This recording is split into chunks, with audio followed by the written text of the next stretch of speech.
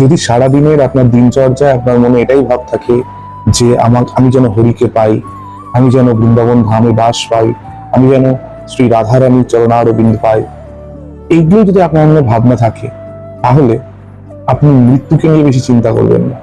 Generally কি হয় যে আমরা মৃত্যুকে নিয়ে এত বেশি ভেবে ফেলি, ওই জন্য দেখবেন আমরা অনেকে বলি মরার আগে এটা করবো, মরার আগে সেটা করবো। ওই জন্য এত আমরা মৃত্যুকে স্মরণ করি যে মৃত্যু চলে আসে খুব তাড়াতাড়ি। তখন আমরা মৃত্যু যখন সামনে আসে তখন আমরা ভাবি যে বাবা অনেক কিছু তো করা বাকি রয়ে গেল। কিন্তু আপনি যদি শ্রী ভগবানকে স্মরণ করেন, শ্রী হরিকে স্মরণ করেন, তখন তিনি রেডি হতে থাকবেন আপনার কাছে আসার জন্য। তিনি বলবেন মৃত্যু আসার আগে আমি তার কাছে যাব।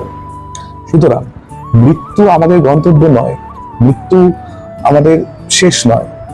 কিন্তু ভগবান শ্রী ভগবত গীতায় বলেইছে মৃত্যু নিয়ে আমাদের ভাবনা করার কোনো কারণ নেই। আমাদের ভাবনা হচ্ছে আমাদেরকে পৌঁছাতে হবে শ্রী রাধারানীর চরণারবিন্দে, আমাদের পৌঁছাতে হবে সেই নিকুঞ্জতে। সেটাই আমাদের গন্তব্য, সেটাই আমাদের সব।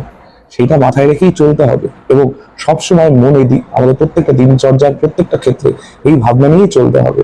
তাহলে দেখবেন মৃত্যু তো তার নিজের সময় মতন আসবে, কিন্তু সেটা যেহেতু আপনার গন্তব্য নয় বা মৃত্যুকে নিয়েই আপনি সারা জীবন মৃত্যু ভাবনায় কাটান, দেখবেন সেটা খুব সুন্দরভাবে সেই যাত্রাটা আপনি পার করে আমাদের যে আসল গন্তব্য শ্রী রাধারানীর চরণ, সেখানে আমরা ঠিক পৌঁছে গেছি। শ্রী রাধে, শ্রী রাধে।